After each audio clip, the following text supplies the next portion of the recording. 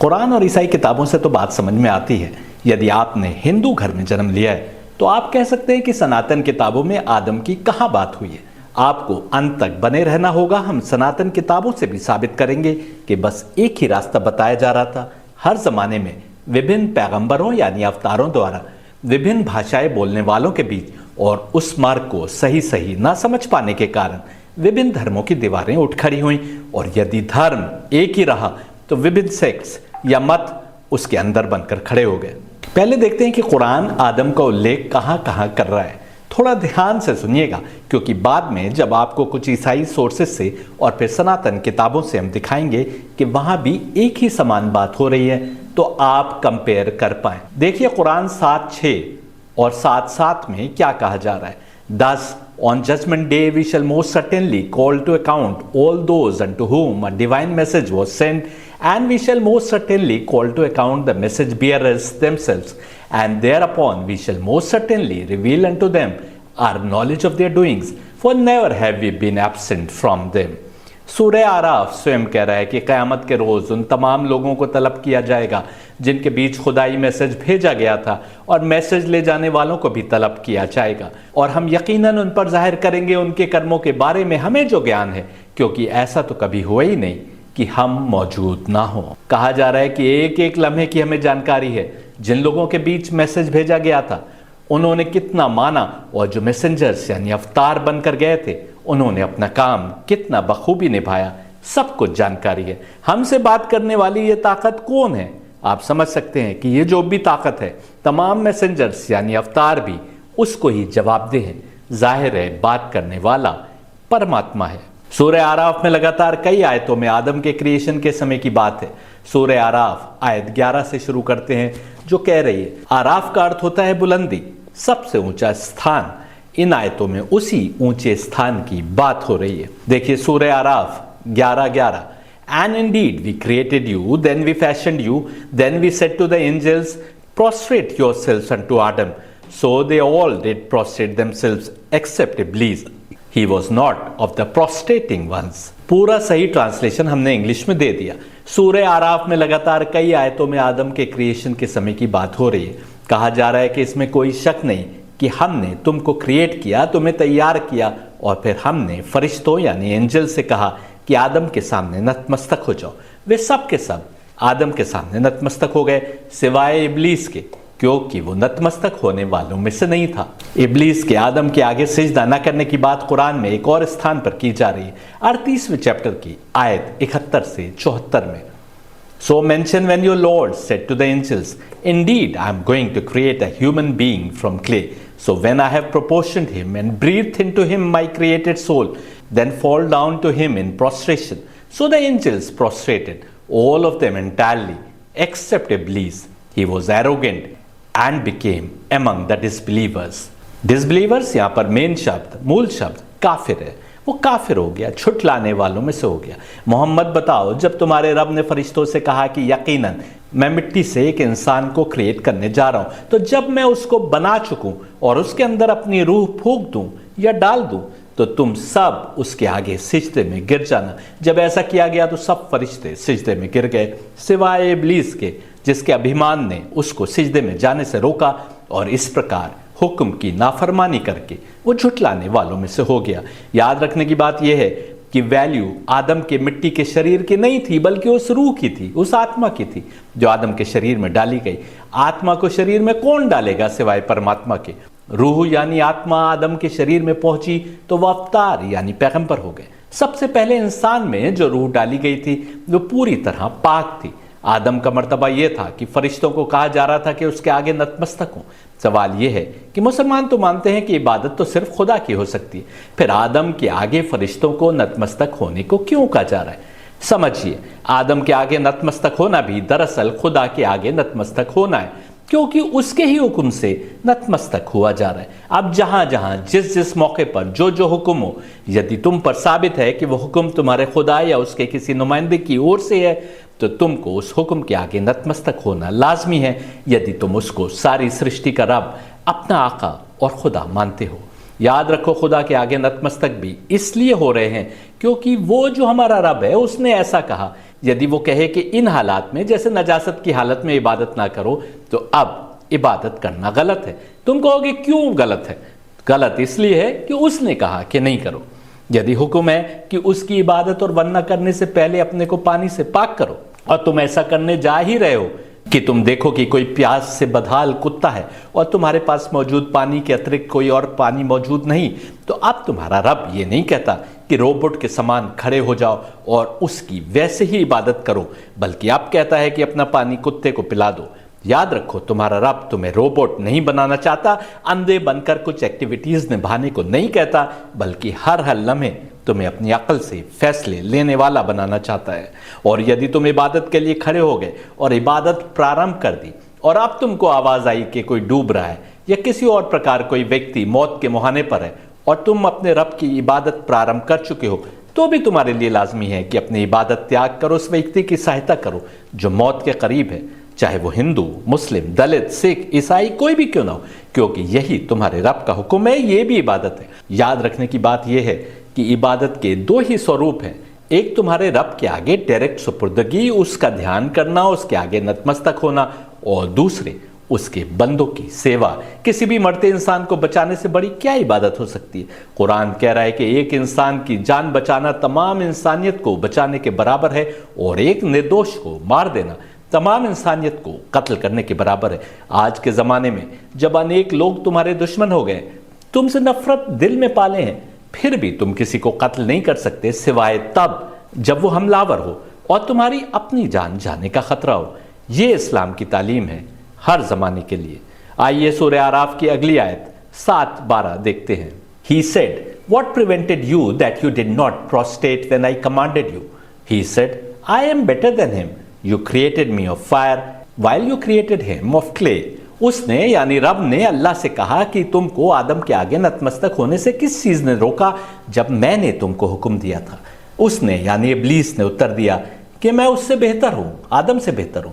तुमने मुझको आग से पैदा किया और इसको मिट्टी से।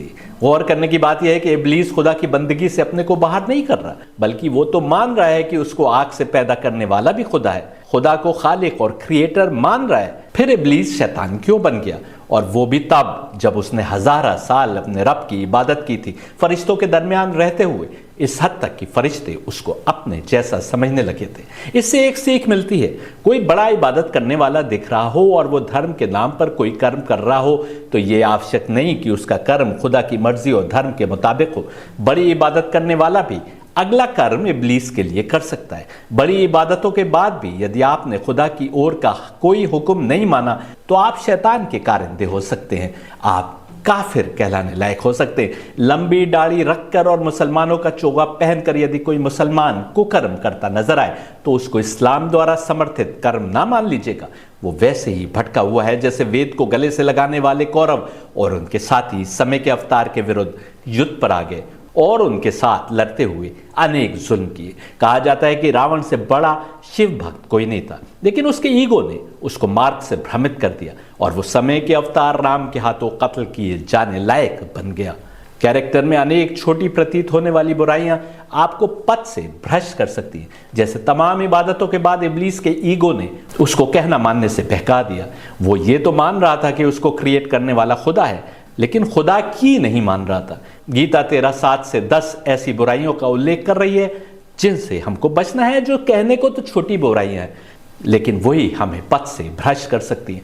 Freedom from conventional pride, unpretentiousness, non-hurting, non-retaliating, forbearance, straightforwardness, loyal support of the teacher, purity, steadfastness, and state of self-withdrawal, detachment in respect of sense interest, absence of egoism, insight regarding the pain and evil of birth, death, old age, and disease, without clinging to and without intensely involved attachment to relations such as sons, wives, and property such as houses, and having a constant neutral mental attitude in respect of desirable and undesirable happening। क्या यही मोमिन की निशानियां नहीं है जो गीता बता रही है? आगे बढ़ते हैं और सूरह आराफ की 13वीं आयत देखते हैं। इसमें इब्लीस के उस कमेंट का जवाब दिया जा रहा है जब उसने ये कहते हुए आदम के आगे नतमस्तक होने से इनकार कर दिया था कि मैं इससे बढ़तर हूं, मुझे तुमने आग से बनाया जबकि इसको मिट्टी से बनाया। इब्लीस को स्वर्ग से निकाला जा रहा है। और सूरह आराफ की आयत 13 देखिए, Allah said, get you down from this state, it does not befit you to behave proudly therein, therefore go you out, verily you are of the abject ones. खुदा ने इब्लीस को सजा देते हुए वहां से निकाल दिया। इब्लीस से कहा कि इतना घमंडी बनना तुमको शोभा नहीं देता। उसको वहां से निकाल दिया गया और वो हमेशा के लिए लानती हो गया। लानती यानी लोग खुदा के हुक्म की अवहेलना करने पर उसको बुरा भला कहने लगे। इब्लीस इबादत तो कर ही रहा था, हजारों साल से खुदा के आगे नतमस्तक होता आया था। उसने बस एक हुक्म तो नहीं माना था कि आदम के आगे नतमस्तक होने से इनकार कर दिया था। वे इंसान गौर करें जिन्हें आदम के आगे नतमस्तक होने के लिए नहीं बल्कि अल्लाह के आगे नतमस्तक होने के लिए कहा गया है। किसके द्वारा? स्वयं अल्लाह के द्वारा, क्रिएटर के द्वारा। कुरान में भी, गीता, बाइबल और वेद में भी भले ही अल्लाह को वहां किसी और नाम से संबोधित किया गया हो, लेकिन उसकी उपासना, उसकी वंदना, उसकी इबादत की बात हर जगह हुई है। लेकिन यह तो साफ कहा जा रहा है कि तमाम इबादतों का मरकज तुम्हारे रब के सिवा कोई नहीं होना चाहिए। मुसलमानों को तो दिन में 5 बार फर्ज के तौर पर इबादत करने को कहा गया है। जो इबादत नहीं कर रहे, अपने रब के आगे नतमस्तक होने से मुंह मोड़ते हैं, वो तो इब्लीस से भी बदतर हैं कि कम से कम उसने अपने रब की इबादत में कोई कमी तो नहीं की थी। आदम के सामने सिजदा करने से मना किया था। तुम तो अपने रब के आगे भी सिजदे से मुंह मोड़ते हो। एक और राज की बात सुनिए, अल्लाह ने इब्लीस को इसलिए स्वर्ग से निकाला कि उसने आदम को सिजदा करने से इनकार कर दिया, लेकिन फिर भी इब्लीस की पहुंच आदम तक बनी रही। तब तो इब्लीस आदम और उनकी पत्नी हव्वा के समीप जाकर उनको बहका पाया। और जब आदम ने भी हुक्म की नाफरमानी की तो आदम को भी स्वर्ग से निकाल दिया। इब्लीस को दुनिया में भेजा था तो आदम को भी दुनिया में भेज दिया। खुदा को सजा देनी थी तो इब्लीस को नाफरमानी के बदले कैद में डाल देता, जहन्नुम में भेज देता। उसको और आदम दोनों को हुक्म की अवहेलना के बदले इस दुनिया में भेज दिया। इससे साफ होता है कि ये सब जो हो रहा था वो अल्लाह की मर्जी के मुताबिक था। इंसान की परीक्षा ही तब है जब कोई बहकाने वाली ताकत हो। इंसान और जानवरों में अंतर ही यही है कि जानवरों को विभिन्न क्षेत्रों में इंसान से बेहतर बनाया गया। किसी की सूंघने की शक्ति इंसान से बेहतर, किसी की देखने की शक्ति इंसान से बेहतर, किसी की शारीरिक शक्ति इंसान से बेहतर, लेकिन इंसान को सबसे बेहतर दिमाग देकर बनाया कि अब वो इस दिमाग से हर अपने से बेहतर शक्ति रखने वाले से भी बेहतर ताकत अर्जित कर सकता है, उस क्षेत्र में भी जिसमें कोई दूसरा जानवर उससे बेहतर है। और परीक्षा रखी गई तो केवल इस इंसान को बेहतरीन दिमाग दिया गया और फिर परीक्षा से गुजरने को कहा गया। इब्लीस और आदम दोनों को इसी दुनिया में भेज देने का अर्थ ही यही है।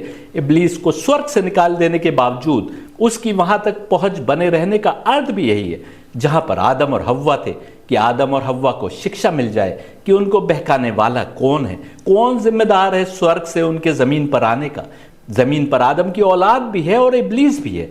इसी इब्लीस और इसके लश्कर को पछाड़कर इंसान फिर से स्वर्ग में पहुंच सकता है। इब्लीस की जीत इसी में है कि जिस इंसान को वो स्वर्ग से अपने बीच खींच लाया है जमीन पर, इंसान उसको पछाड़कर वापस स्वर्ग में पहुंच जाए। लेकिन ये इतना आसान भी नहीं है। एक और शर्त है जो जानना जरूरी है और जो आगे आएगी। पहले सूरह आराफ की अगली 2 आयतें देखते हैं, आयत 14 और 15। Instead of repentance, Iblis said, respite me until the day when they are raised up. He, Allah said, verily you shall be of the respited ones. अभी तो इब्लीस को सिजदा न करने की सजा के तौर पर निकालने की बात हो रही है। आदम को निकालने की बात तो कुरान में किसी और स्थान पर कहा जा रहा है कि पछताने के स्थान पर इब्लीस कह रहा है कि मुझे मोहलत दे दे उस दिन तक जब ये सब के सब वापस ऊपर बुलाए जाएंगे, यानी क़यामत के रोज तक की मोहलत दे दे, इतना टाइम दे दे मुझे।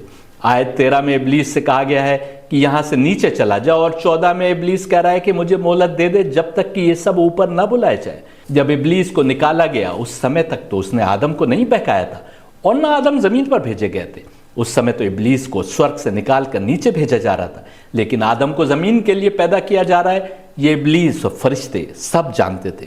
कुरान बता रहा है कि खुदा ने फरिश्तों से कहा कि मैं ज़मीन पर अपना खलीफा पैदा करने जा रहा हूँ, तो फरिश्तों ने कहा कि क्या तू उसे पैदा करेगा जो ज़मीन पर करप्शन फैलाएगा और खून बहाएगा, जबकि हम हर समय तेरी वंदना और उपासना करते हैं। इस पर खुदा ने जवाब दिया कि यकीनन जो मैं जानता हूँ वो तुम नहीं जानते। देखिए 2:30, And mention, O Muhammad, when your Lord said to the angels, Indeed, I'll make upon the earth a successive authority, a Khalifa.